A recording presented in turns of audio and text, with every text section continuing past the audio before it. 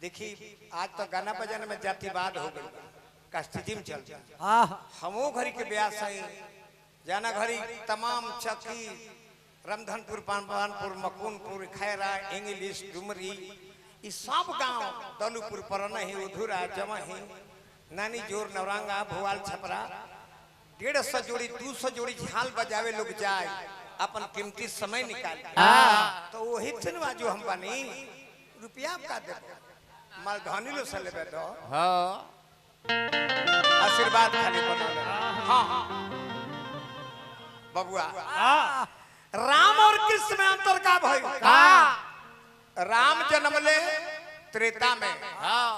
और कृष्ण जन्म ले द्वापर में बाकी राम जी जन्म ले महल में अब भगवान कृष्ण जन्म ले जेहल में वो जन्म ले 12 बजे दिन में और कृष्ण जन्म ले 12 बजे रात में बाकी राम जी के जीवन जन्म ले सुख में बाकी उनकर जीवन बीतल दुख में कृष्ण भगवान जन्म ले दुख में ताई जन्म जियले सुख में ऐसे कृष्ण के जन्म भादो का महीना है यही में सुनाई जाए का बबुआ हाय हाय हाय वासुदेव और उग्रसेन दो भाई रहे लोग वासुदेव के अरे वासुदेव कहते हैं देवक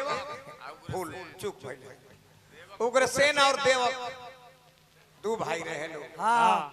देवक के कही बेटी रही जेकर नाम रहे देवकी और उग्रसेन के कही बेटा रहे जेकर नाम रहे कंस बाकी अपना असली बाप के नाम रहे जी दुर्मालिक नाम के दोई तो पवन रेखा उनकर मतारी रहली बगान घूमे गई रही उग्रसेन के भेष बना के और उनका संग संभोग कर दिहल उहे कंस जन्म ले देखो बड़ी अपना बहन के मानत रहे दुलार प्यार सब करत रहे एक दिन के बाद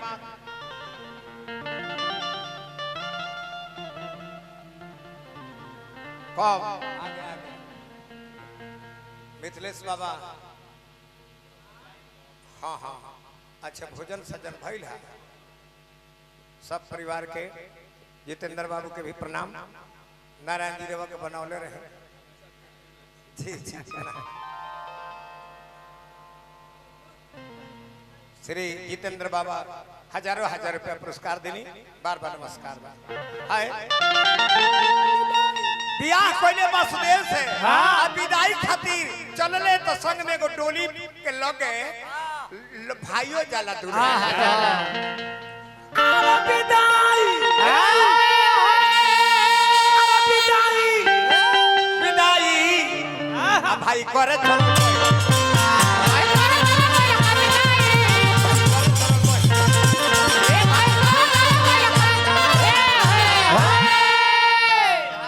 घोड़ा पान की कटी हलत सजाई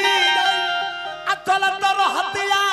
आकाशवाणी सुनाई विदाई अब भाई करे चलो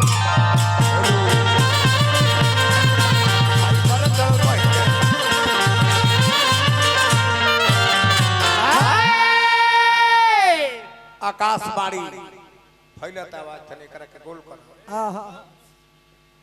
रे कंस जिस बहन को इतने धूमधाम से विदाई कर रहे हो तेरी इसी बहन का 8वां लाल काल होगा अब वही जे अपना जान के डर के कराना होला फैलता तने और समेट अपना जान के डर के कराना होला कंस जाना बहन के मानता सुनला जे हमरा यही बहन के 8वां पुत्र से हमार नाश बा ओ जे डोली बिल मात आ कटार निकाल के खड़ा हो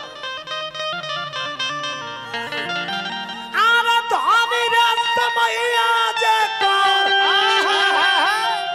अरे जबे बहार प्यार मारा जे कड़ांग कड़ांग आवाज बहुत खट खट बाजा प्यार करे अरे चलल लेके तालमा चल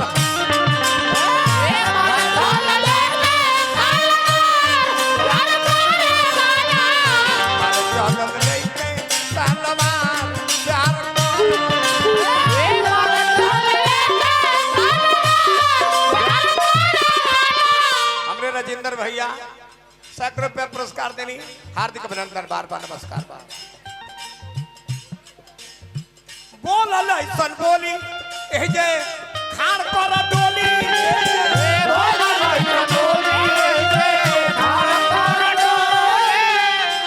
जय हो बोली बोलल ए सारथी यही डोली बिलमाओ बोल ऐसन बोली यही खान पर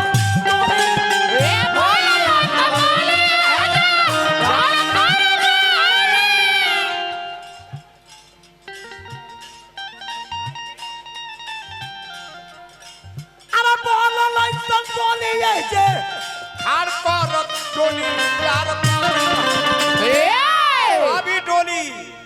मेरे कारागृह में जाएगी डोलिया लेके चलो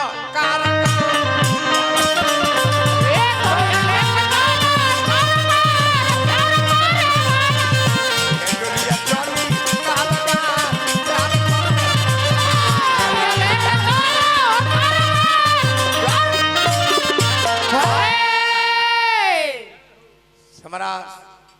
भाजपा नेता सामाजिक कार्यकर्ता ब्रह्मपुर विधानसभा जिला परिषद उम्मीदवार श्री धनजी पांडेपुर बहुत बहुत रुपया पुरस्कार देनी हार्दिक अभिनंदन शुभकामना अभी ब्रिजराज को रहे हैं बबुआ के बड़का पापा है श्री ब्रिजराज कुंवर जी 2000 के गड्डी लुटा के गए नारायण जी माता रानी बनौले स्थान जन घर संपत्ति भर रहो हई देखो डोली बिलमल ए नेताजी आ डोली भी कहता कि कारागार में जाई तले नारद जी पहुंच गए नारायण नारायण नारायण नारायण हमारा जय भाई हैं ये सब गोटिया पटदार बानी 100 रुपया पुरस्कार देनी हार्दिक अभिनंदन शुभकामना ए विजय बाबू डोली चल जालस तले नारद बाबा नारायण नारायण नारायण अरे कौन से क्या कर रहे हो तुम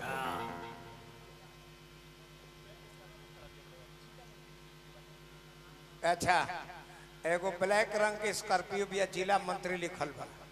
तो करे के तने अगल बगल हटा ले ताकि यहाँ के गाड़ी निकली धनजी पांडे के बढ़िया हटावे के पड़े हट गई जी श्रीमान विजय कुंवर जी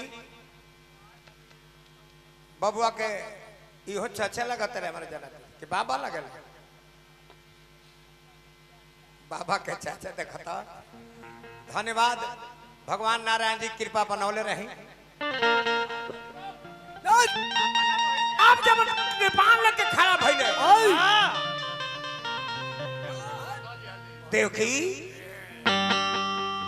अब तुम ससुराल नहीं जाओगे नहीं जाओ नारद बाबा कहले जे हे नारायण ई का करता रहो अरे अपना बहन के हो मारबो वह माला लेके आ ध देले कहले जे 8वें पुत्र नु नाश करी एमे गिनत तो कौन 1 हो आ कौन 8 हो आ गुलाब में माला ध देले हां हेजा से गिनत तो 8 हेजा बता कहीं हम से गिनबत 8 हेजा है देखी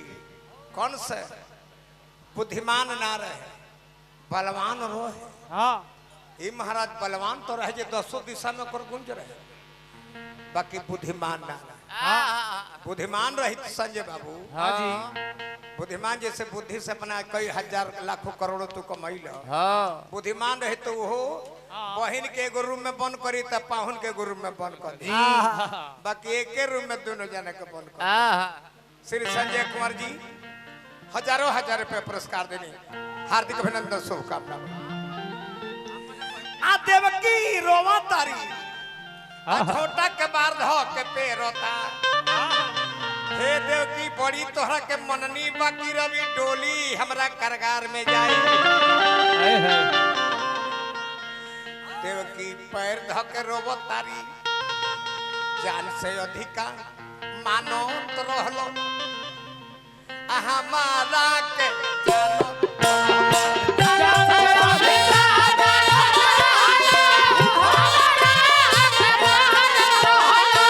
जानो लो भवरबा नैया भैया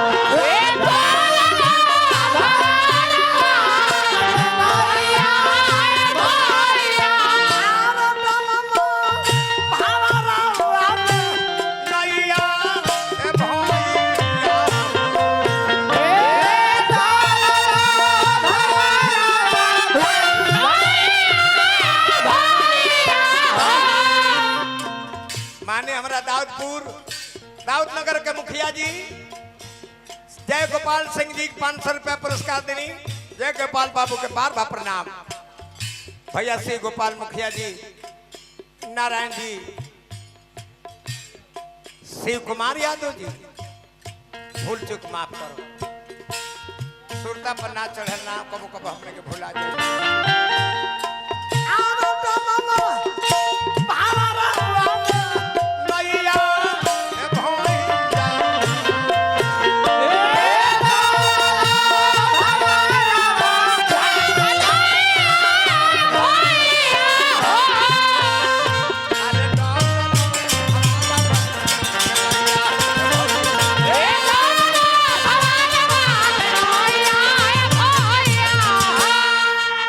बाबू हो हतना चैनल वाला भाई लोग जुटल बा निमन गीत सुने खातिर निमन गीत रिकॉर्ड करे खातिर कम से कम थोड़ा एगो साइड में हो जा थोड़ा सा चेहरा तो पाता हूं पर हाँ, हाँ। बाबू पहले 5000 खर्चा कर जात रहे तो वीडियोग्राफी हो हाँ जी केवल घर के लोग देखे को हत वो कैसेट बना के दे देते रहे हाँ हई चैनल वाला हाँ आइल बड़ा काल डली हम अपना प्रोग्राम के हाँ रौरा सब बोल के अपना यूट्यूब से हाँ मांग मांग ली डुमरी का विकर्मा कुंवर के दरवाजे का प्रोग्राम विश्व भर में लोग लगे विश्व में पूरा इंडिया ना पूरा विश्व में जी तो फायदा मिले कि ना 5000 के बचत भइल पूरा विश्व में जहाँ भी रहब अपन प्रोग्राम रवा देख ली बाकी लिख के डालनी हो डुमरी का कार्यक्रम हाँ लिख के डाल